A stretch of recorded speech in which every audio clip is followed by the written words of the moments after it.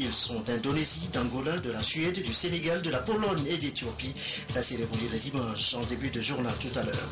Le Togo déroule le tapis rouge pour ses compétences de la diaspora. Toute une semaine consacrée à ses mérites. Ils excellent dans la santé, l'éducation, l'économie, la technologie ou encore dans les médias. Ils sont donc célébrés depuis ce matin et officiellement. Enfin, week-end sanglant au Burundi, Bujumbura a vécu au rythme de jets de pierre, de tirs. La violence s'est de nouveau exprimée tout au long de ce week-end dans la capitale burundaise. Voilà, madame, monsieur le sommaire, bienvenue et bonsoir à tous. D'abord, l'intense balai diplomatique cet après-midi au nouveau palais de la présidence de la République. 6 nouveaux diplomates y sont allés présenter ce lundi leur lettre de créance au président Faure Gnassingbé. Je vous propose tout d'abord les images de la cérémonie avec l'ambassadeur du Sénégal, le nouvel ambassadeur du Sénégal au Togo, sur le récit d'Emir Balo.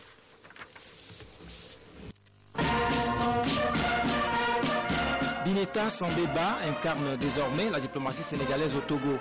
Lomé et Dakar entretiennent déjà de très bonnes relations politiques, économiques et culturelles, puis partagent les mêmes idéaux liés à l'intégration prônée par la CEDEAO et l'UEMOA.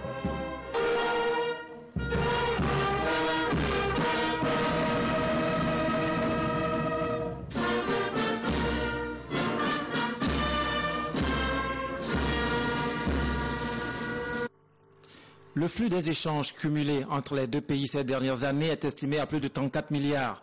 Des acquis que s'évertuera à consolider la nouvelle diplomate accréditée à Lomé. Ce que nous comptons faire, c'est d'intensifier et de densifier le volume des échanges commerciaux qui existent déjà entre nos deux pays, mais qu'on devrait améliorer davantage. Et je viens donc de présenter mes lettres de créance à son Excellence, Monsieur le chef de l'État. Nous avons échangé sur cela, surtout dans le domaine de la pêche, donc les produits halieutiques et leurs dérivés, mais aussi dans le domaine de la diplomatie purement culturelle. Plusieurs fois ministre et sénateur, Bineta Sambeba cumule une riche expérience politique et administrative. Elle a piloté plusieurs projets techniques et de développement pour le compte de son pays, notamment en matière d'informatique, de statistiques et de surveillance maritime. Une expertise qu'elle mettra sûrement au service de la coopération entre le Sénégal et le Togo, qui partagent donc une longue tradition de pêche et de tourisme.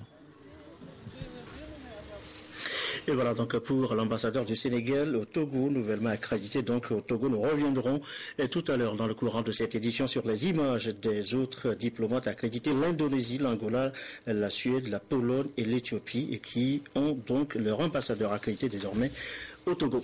Il est 20h04. Direction maintenant le ministère des Affaires étrangères et de la coopération et tapis rouge pour les Togolais de l'extérieur. La diaspora célébrée pour ses compétences dans une semaine consacrée à ces Togolais de l'extérieur aux mérites divers et variés, santé, économique, médias, éducation et j'en passe. C'est une grande première. La semaine de la diaspora a été officiellement lancée ce lundi matin à Lomé. Jamais à Balo. La diaspora togolaise a l'honneur. Le pays célèbre ainsi l'esprit d'initiative et de créativité de ses fils et filles vivant à l'étranger. C'est à travers le programme Réussite Diaspora, initié par le ministère des Affaires étrangères, de la coopération et de l'intégration africaine. Une démarche novatrice pour encourager les citoyens de l'extérieur à contribuer au développement du pays. Pour cette première édition, 7 lauréats ont été distingués parmi les 130 qui ont concouru dans les domaines de l'éducation, la santé, l'économie, le business, la technologie et bien d'autres. J'aimerais aider à améliorer la capacité artisanale, de compétences artisanales, que les produits bien finis, que ça sort du Togo et qu'on a une ligne made in Togo qui soit des fournitures, des meubles, tout ce qui est artisanal. Le domaine de santé population est un domaine de pointe en ce moment et c'est ce qui se passe. C'est un domaine que vous pouvez considérer comme la jonction de la médecine, de la santé publique et de l'informatique. Donc j'ai fait les trois. C'est pour que je suis en fait la première personne aux États-Unis, du Togo, le premier Togolais à faire l'informatique. Et comme je suis médecin, informatique médicale, comme je suis médecin, je peux apporter vraiment au pays la santé population. Le choix de ces nominés a été confié à un jury qui a axé son travail essentiellement sur le parcours des candidats ainsi que la pertinence de leur projet. Il a fallu qu'on introduise un certain nombre de critères relativement spécifiques concernant le genre, concernant le fait aussi qu'on voulait qu'il y ait des candidats qui viennent de l'Afrique, parce que les Togolais de la diaspora vivent pour 2/3 sur le continent, et ça aurait été anormal qu'on sorte des candidats où il n'y a aucun candidat qui vive sur le continent. Des conférences-débats sont également prévues pour cette semaine de la diaspora avec d'éminents professeurs d'université sur les projets de développement, la migration sécurisée, les contours de réussite et d'une croissance durable. Au-delà de la célébration de l'effort et de l'émulation, il s'agit aussi de reconnaître et de consacrer les Togolais de l'extérieur comme les porte-flambeaux du Togo à l'étranger. Ceci en se félicitant de leur contribution inestimable au progrès socio-économique du pays. Nous avions une semaine de travail, nous avions au total 16 panels et 98 panélistes qui passeront sur différents thèmes comme la contribution de la diaspora au développement du Togo, le profil de la diaspora, etc. Et nous allons à la fin de cette semaine mettre en place un club, une association de la diaspora togolaise. Et donc les 7 qui sont désignés par ce jury indépendant sont de facto membres de ce club, donc fondateurs, cofondateurs de ce club, et pionniers de ce club, et qui auront pour tâche de sensibiliser les autres Togolais de la diaspora afin qu'eux aussi puissent revenir au Togo et mettre à la disposition du Togo leurs compétences qui sont des compétences reconnues à l'extérieur. Le gouvernement entend donc offrir des facilités aux différents lauréats pour la concrétisation de leurs projets au Togo. Cette initiative Réussite Diaspora est soutenue par certains partenaires, parmi lesquels l'Union européenne, la Banque africaine de développement, le PNUD, la BIDC, l'Allemagne et la Chine. La semaine de la diaspora, un reportage, vous l'aurez compris, de Prudence Zessou. Et voilà des initiatives, des compétences qui vont forcément compter pour le développement national. Et ça passe aussi par le système statistique national. Attendu un nouveau document de ce système, outil nécessaire dans la réalisation de l'ASCAP, la stratégie de croissance accélérée pour la promotion de l'emploi. Les travaux de validation ont commencé ce matin. Lucassi, Carmen Madji à Capou.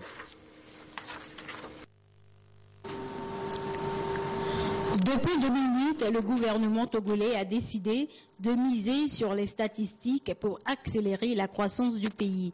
Ainsi, une première stratégie nationale de développement de la statistique SNDS 1 a été élaborée pour la période 2009-2013, suivie d'un plan d'action pour 2014-2015. Pour la période post-2015, le système statistique national veut se doter d'une nouvelle stratégie SNDS 2 en harmonie avec les objectifs de développement durable ODD. Un document a donc été élaboré et est ici soumis à l'appréciation des différents acteurs. Nous savons que la SCAP va arriver à échéance en 2017. Or, il faut toujours un cadre cohérent pour accompagner les nouvelles stratégies. Et cette nouvelle stratégie est appelée Stratégie nationale de développement de la statistique de deuxième génération. Depuis 2013, près de 100 pays ont élaboré leur stratégie nationale de développement de la statistique. Donc il y a eu de très bonnes pratiques en la matière. Donc il est bon de capitaliser toutes ces bonnes pratiques-là, et en plus de d'autres directives pour pouvoir améliorer les stratégies nationales de développement de la statistique. L'adoption du document permettra au système statistique national de produire des informations qui vont faciliter la mise en œuvre du programme national de renforcement des capacités et de modernisation de l'État pour le développement du pays. C'est pourquoi l'Union européenne soutient cette initiative. Pour le pilotage de l'économie, il faut une sorte de boussole dans le temps. Maintenant, on parle de GPS qui permet au pays de voir où il va en matière de production statistique. Donc c'est dans ce cadre que l'Union européenne a recruté un bureau d'études qui est ICOM, qui est maintenant installé à l'INSEAD et qui accompagne tout le système statistique national dans toutes les activités. Un bilan de la première stratégie nationale de développement de la statistique SNDS 2009-2013 et du plan d'action 2014-2015 sera en outre fait pour évaluer l'état d'exécution du premier programme de développement. L'actualité, c'est aussi l'agriculture et la zone d'aménagement planifié, ZAP, lancée dans le Doufelgou. 100 hectares constituent cette zone avec déjà les premiers enrôlements de tracteurs sur place. Nestor Mozou dans cette correspondance. D'ordinaire, les paysans de la partie septentrionale du pays ont 5 ou 6 mois dans l'année pour leurs activités champêtres. Mais avec les ZAP, zones d'aménagement agricole planifiées qui se mettent en place, ils pourront faire la permaculture ou la culture en permanence. Assis ou dans la préfecture de Doufelgou, les producteurs agricoles disposent d'une ZAP. Le gouvernement va les accompagner avec du matériel moderne de travail. Le ministre de l'Agriculture, de l'Élevage et de l'Hydraulique est venu lancer les activités de cette zone d'aménagement agricole planifiée qui couvre une superficie de 100 hectares. Sur les 100 hectares, il sera question de développer le fonio, qui est une culture qui a un avantage comparatif par rapport aux autres cultures qui sont développées dans la préfecture de Doufelgou. Donc nous avons retenu le fonio comme étant une spéculation autour de laquelle nous allons mettre le paquet pour avoir des rendements meilleurs. C'est une culture à haute valeur ajoutée. Elle a une valeur marchande reconnue sur le plan international. Parallèlement au fonio, il sera question aussi de produire du sorgho. Vous savez que c'est une spéculation qui est en baisse et donc il y a lieu de soutenir la production du sorgho sur l'ensemble du territoire national. Je voudrais préciser que les sites ZAP ont été montés, ou du moins sont en train d'être montés pour résoudre plusieurs problèmes. Le tout premier, il s'agira d'éviter l'exode rural. Donc les sites ZAP vont fixer les jeunes ruraux dans leur milieu. Il sera question aussi d'installer des étangs piscicoles. Nous avons la chance d'avoir un cours d'eau qui borde les 100 hectares. Avec les projets ZAP, c'est une nouvelle dynamique qui est enclenchée pour le développement de l'agriculture togolaise. 15 ZAP sont déjà fonctionnels à travers le pays. 3 nouvelles ont été lancées au cours de ce mois de janvier à Colina, dans la région centrale, à Siou dans la Kara et à Yembour dans les savanes. 7 autres le seront dans les jours à venir. Lomé est bientôt capitale africaine du sommet sur la sécurité maritime et c'est dans quelques semaines, on avait dit en janvier, le 2 janvier dernier, le chef de l'État, voilà pour le rappel. Côté infrastructure, les travaux à l'hôtel 2 février, principal site d'accueil de ce rendez-vous continental où en est-on sur le chantier? Eh bien, le Premier ministre et le comité de pilotage étaient sur place cet après-midi. Voici le compte rendu avec Prudence Zinsou. Cette plateforme de plus de 3000 m2 attenante au bâtiment principal de l'hôtel Radisson Blu 2 février va accueillir dans quelques mois les travaux de la conférence de l'Union africaine sur la sécurité maritime, la sûreté et le développement. Le chef du gouvernement, commissaire Omklassou, à la tête du comité de pilotage chargé des préparatifs de ce grand rendez-vous continental, a visité le chantier pour constater l'état d'avancement des travaux, avoir des explications sur les réalisations en cours et d'autres réalités du terrain. Les alentours de l'hôtel seront aussi aménagés pour offrir un cadre attrayant aux 4000 visiteurs attendus à Lomé pour ce sommet. Sur cette plateforme, des salles de conférences et de presse sont en construction. Des toilettes VIP et celles du grand public sont également en chantier. La rénovation de la clôture de la place de l'Indépendance ainsi que le bâtiment du Palais des Congrès de Lomé seront prises en compte dans les préparatifs. Cette visite de chantier a été décidée lundi matin à la primature à l'issue d'une réunion du comité de supervision de l'organisation du sommet de l'Union africaine à Lomé. Le défi pour le gouvernement est de garantir la pleine réussite de ce grand événement continental prévu au premier trimestre de cette année. Sujet évoqué ce soir, l'avant-projet de loi portant orientation de l'enseignement supérieur et de la recherche. Le dernier conseil des ministres en parlait. Il prévoit ce projet la mise en place dans chaque université d'une structure d'assurance qualité devant garantir le contrôle et l'évaluation de la formation, des programmes et de la gouvernance de l'institution dans son ensemble. Voilà pour l'énoncé. On va essayer de comprendre ce soir et c'est l'objet du dossier de cette édition. Il est signé Augustin Kossi avec Aimé Abalo. La loi d'orientation de l'enseignement supérieur et de la recherche au Togo découle des recommandations du Conseil présidentiel de 2013. Elle se donne pour objectif d'instaurer une réglementation générale du secteur et donner un élan à la recherche scientifique. Ceci concerne aussi bien les universités publiques que privées, prend en compte 4 des objectifs de développement durable et vise l'accès de tous à une éducation de qualité sur un pied d'égalité, ainsi que la promotion des possibilités d'apprentissage. Il était nécessaire de bien fixer dans le cadre des réformes qui sont engagées par le gouvernement togolais, de bien fixer les orientations stratégiques au niveau national, en lien avec toute la dynamique aujourd'hui constatée au niveau mondial de l'enseignement supérieur. Et l'absence de cette loi d'orientation avait pu par exemple générer un peu, si vous considérez le secteur de l'enseignement privé supérieur, il y avait eu une sorte d'anarchie un peu dans la création des écoles ou instituts d'enseignement supérieur. Et tout cela va être maintenant fixé dans la loi et dans le règlement. C'est en quelque sorte la loi, pour ainsi dire, la loi fondamentale du secteur. C'est une loi cadre. Et avec cette loi cadre, sont déclinées par la suite les lois spécifiques, les règles, les décrets, les arrêtés. Cette disposition répond également aux défis actuels de la mondialisation en promouvant le développement des nouvelles technologies. Leur introduction comme outil d'enseignement à distance renforcera la modernisation du système d'enseignement supérieur et de la recherche et l'harmonisation des offres de formation basées sur le système LMD, licence, master, doctorat.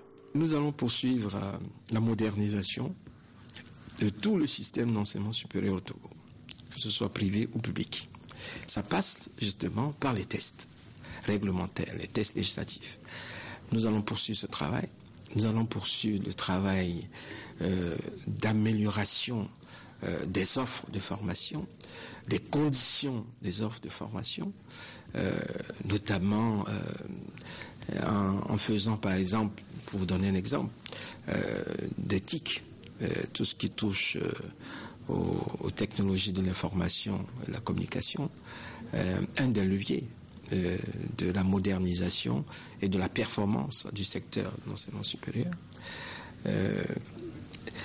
Évidemment, nous allons développer ce qui a été déjà annoncé, la carte universitaire du Togo, qui doit prendre corps, et cela demande des financements. Il va falloir mobiliser, au-delà du budget national même, d'autres types de financements.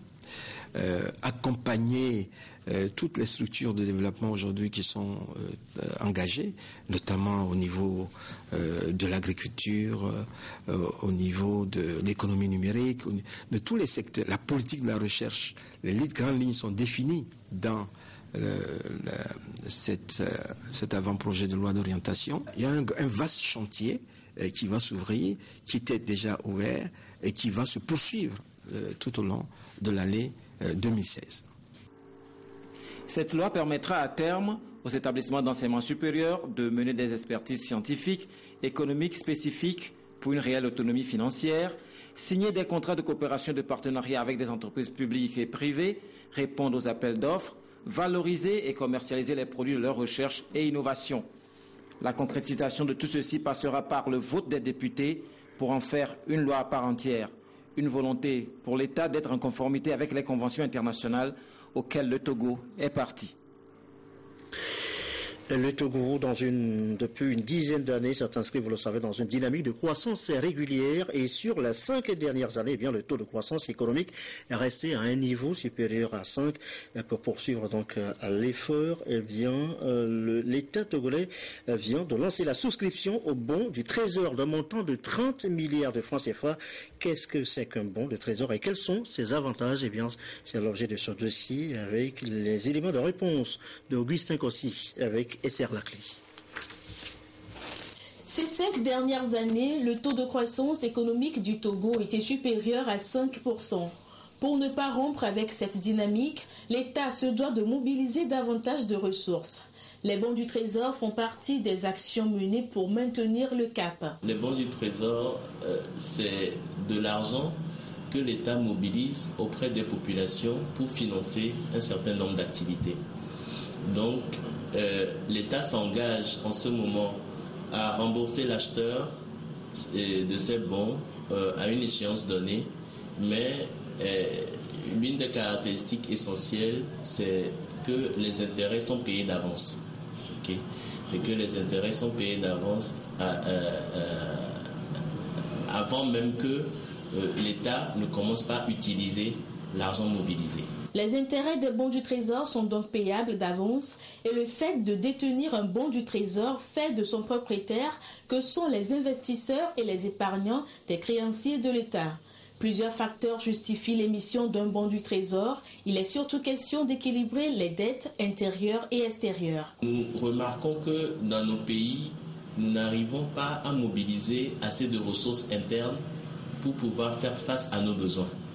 Okay. Donc l'État, dans ses prérogatives, peut aller sur le marché obligataire, c'est-à-dire peut aller sur le marché pour émettre des bons du Trésor, de sorte à pouvoir mobiliser cette épargne nationale insuffisamment mobilisée dans le cadre de ses activités. Le remboursement des bons du Trésor est garanti par l'État. Ils sont pondérés à 0% dans les banques. Les risques sur ce type d'emprunt sont sensiblement égaux à 0. Pourquoi? Parce que l'État est une institution pérenne, okay? Et l'État ne meurt jamais. Par contre, une banque, une société à laquelle vous prêtez de l'argent peut fermer ses portes. Donc les populations ont plus intérêt à passer de l'argent, sinon à prêter de l'argent à l'État que de le prêter à une tierce institution. Ce qui est encore intéressant, c'est que quand vous détenez les bons du Trésor, c'est les actifs les plus facilement négociables sur le marché financier. Okay? Si un citoyen togolais détient des bons du Trésor de l'État togolais, et à titre de 50 millions de francs CFA par exemple, ces bons du Trésor sont facilement négociables n'importe où dans le monde. Parce que c'est les actifs les plus sûrs dans le monde. Parce que n'importe qui acceptera négocier ces actifs auprès de n'importe quelle institution au monde sera crédible. Parce qu'elle détient des actifs venant de l'État. Les prochains bons du Trésor seront émis par le Togo le 14 janvier prochain. Des bons d'un montant de 30 milliards de francs CFA pour une durée de 24 mois avec échéance au 30 novembre 2017. La date de soumission est fixée au 13 janvier prochain et cette opération sera effectuée en une seule tranche. Une opportunité de placement pour les opérateurs économiques. Nous vous annoncions en début de journal la présentation de l'aide de créance de 6 nouveaux ambassadeurs accrédités auprès de la République togolaise cet après-midi. Parmi eux, l'Indonésien Harry Purwanto qui a présenté, vous allez le voir en image, sa lettre de créance, lui aussi au chef de l'État cet après-midi. Les images et les commentaires de MB Abalo. Son nom, Harry Purwanto, désormais nouveau diplomate indonésien près la République togolaise.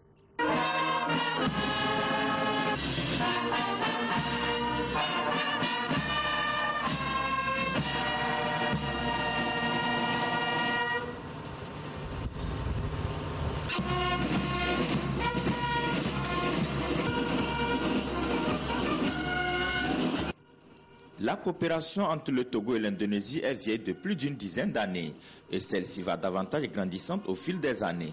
Relation que le nouveau diplomate Henri Pourouanto a la charge à présent de veiller à sa bonne marche.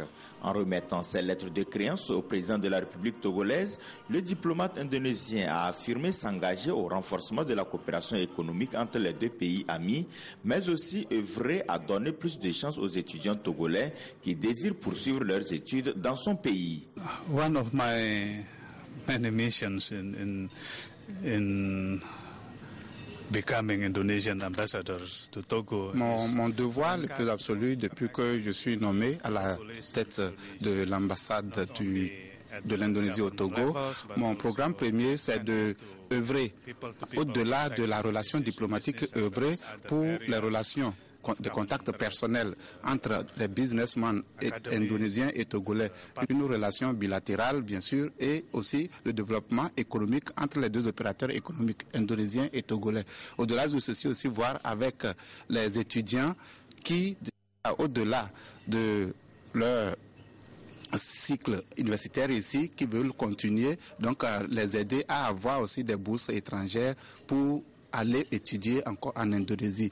Voilà les grandes lignes de mes objectifs que je compte atteindre durant mon mandat.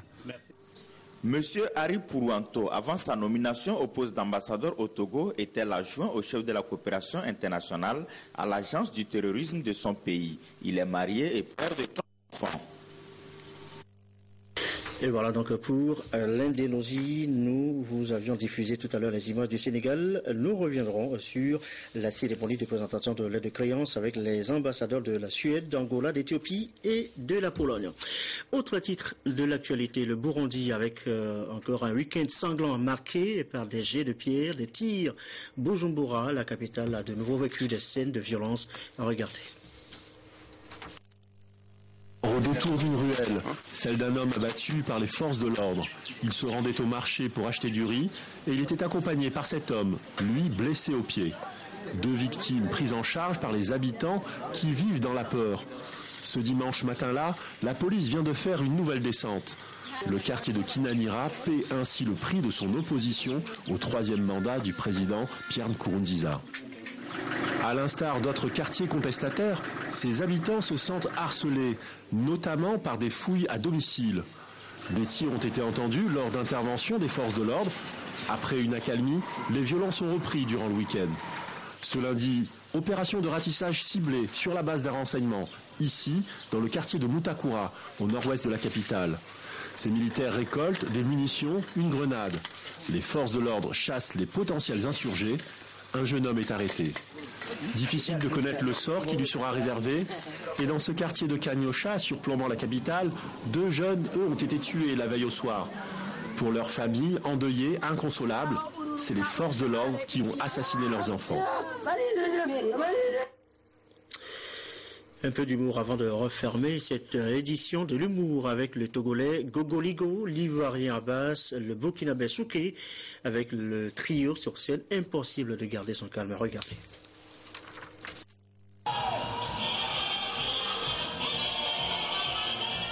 Du gospel pour invoquer la présence divine pour le bon déroulement du duel fatal. Sur scène, John and Gifty.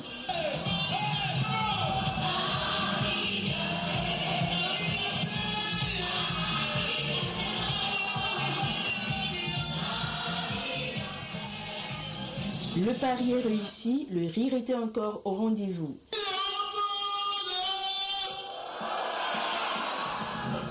Franchement, parfois quand je parle, les gens disent que ce que je dis c'est faux, ou bien que je mens. Mais c'est ce que moi je vois, que je dis. Comme annoncé, toute la crème des humoristes était présente à cette soirée du fou rire. Rodé,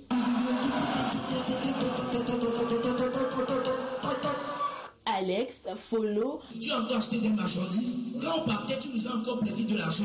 On a attrapé un voleur ce matin. On dit, hé, après, pourquoi la va Malam, le groupe Mentolato et même Souké du Burkina Faso et Abbas de la Côte d'Ivoire. Tu dois dire ça, tu vas. Si ça tue, les yeux du Burkina sont toutes morts. Quand même, tu t'es pas habillé pour un dimanche, tu comptes dans le cou de l'enfant là. Tu as apporté un verre à l'enfant. L'enfant, même où il est, il a chaud, mais il va te dire comment. On est très content, on est heureux. Alors, est-ce que vous pouvez, la prochaine fois, revenir au Togo pour le même fête?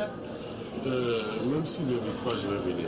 Et moi, j'ai beaucoup aimé le fait que nous sommes un 25 jours de fête, mais les gens, quand même, ils ont rempli la salle et vu toute l'harmonie et l'engouement qui est à côté de Gogoligo.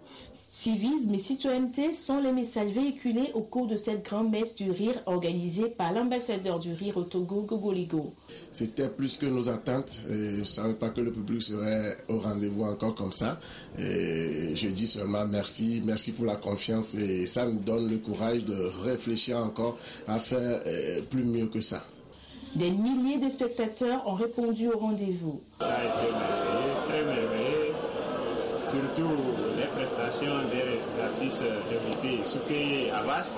La soirée s'est bien passée, on s'est bien amusé, ils ont bien animé, nous sommes satisfaits. La scène de l'édition 3 du duel fatal a duré 3 heures d'horloge. Rendez-vous pris pour le 25 décembre 2016.